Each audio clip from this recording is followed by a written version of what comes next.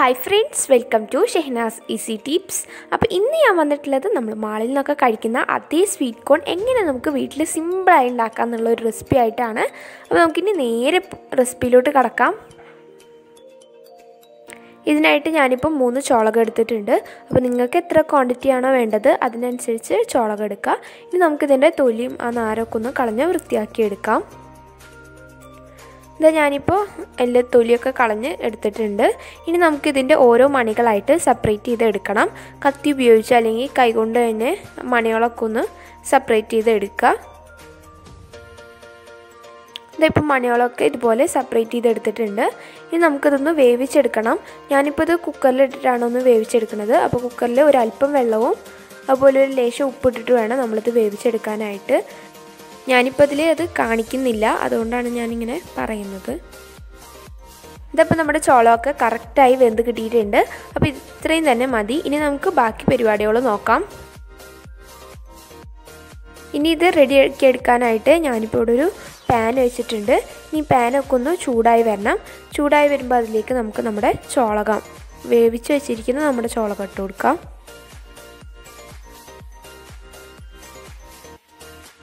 പാനൊക്കെ ചൂടായി വന്നിട്ടുണ്ട്. അപ്പോൾ നമുക്കിനി ഇതിലേക്ക് ചോളകം ഇട്ട് കൊടുക്കാം. വളരെ സിമ്പിളായി നമുക്ക് തയ്യാറാക്കിയെടുക്കാൻ പറ്റുന്ന ഒരു റെസിപ്പിയാണ്. അപ്പോൾ എല്ലാവരും ഒന്ന് ട്രൈ ചെയ്ത് നോക്കുക. നമ്മുടെ ചോളമൊക്കെ ഒന്ന് ചെറുതായി ഒന്ന് ചൂടായി വരുമ്പോൾ നമുക്കിനി ഇതിലേക്ക് എരിവിന് ആവശ്യമായിട്ടുള്ള മുളക് പൊടി ഇട്ട് കൊടുക്കാം.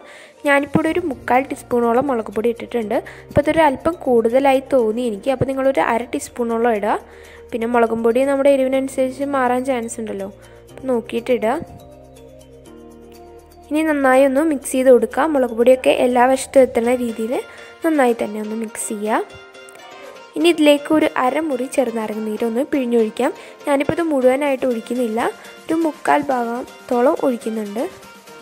അപ്പോൾ ഇതുപോലുള്ള സൂപ്പർ വീഡിയോസിനായിട്ട് എൻ്റെ ചാനൽ ഇതുവരെ സബ്സ്ക്രൈബ് ചെയ്യാണ്ട് ആരെങ്കിലും കാണുന്നുണ്ടെങ്കിൽ ഇപ്പം തന്നെ ഒന്ന് സബ്സ്ക്രൈബ് ചെയ്യുക.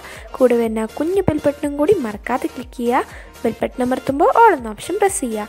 അപ്പോൾ ഇപ്പം തന്നെ ഒരു ലൈക്കും അടിച്ചേക്കണേ. വീണ്ടും ഒന്ന് നന്നായി മിക്സ് ചെയ്തെടുത്തിട്ടുണ്ട്.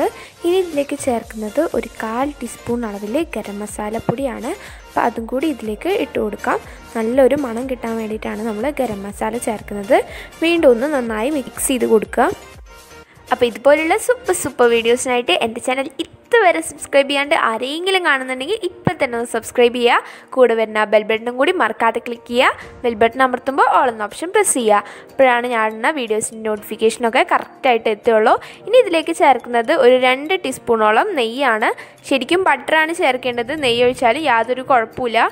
അപ്പോൾ നിങ്ങളുടെ കയ്യിൽ ഏതാണോ ഉള്ളത് അതിനനുസരിച്ച് ചേർക്കുക. നമ്മൾ ഓൾറെഡി ഉപ്പിട്ടിട്ടാണ് നമ്മുടെ ചോളം വേവിച്ചെടുക്കുന്നത്. പക്ഷേ ഞാൻ ടേസ്റ്റ് നോക്കിയപ്പോൾ ഒരു ലേശം ഉപ്പ് കുറവായിട്ട് തോന്നി. അപ്പോൾ ഞാൻ വീണ്ടും ഒരു 1/4 ടീസ്പൂണോളം ഉപ്പിട്ട് കൊടുത്തിട്ടുണ്ട്. നിങ്ങളും ഇതുപോലെ ടേസ്റ്റ് നോക്കിയിട്ട് വല്ലതും കുറവുണ്ടെങ്കിൽ ഇട്ട് കൊടുക്കുക.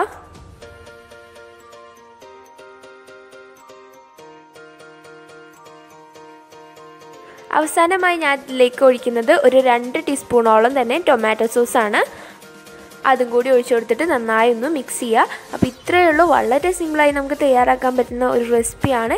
എല്ലാവരും ഒന്ന് ട്രൈ ചെയ്ത് നോക്കുക. എന്നിട്ട് നിങ്ങളുടെ അഭിപ്രായങ്ങൾ താഴെ കമൻറ്റ് ബോക്സിൽ എഴുതി അറിയിക്കാനും മറക്കരുത്. അപ്പോൾ വീഡിയോ ഇഷ്ടപ്പെട്ട ലൈക്ക് ചെയ്യാനും നിങ്ങളുടെ ഫാമിലി ഫ്രണ്ട്സും കാണണമെന്ന് ആഗ്രഹിക്കുന്നുണ്ടെങ്കിൽ ഷെയർ ചെയ്യാനും മറക്കരുത്. അപ്പോൾ ഇതുപോലുള്ള സൂപ്പർ വീഡിയോസുമായി വരുന്നവരെ ബൈ ബൈ.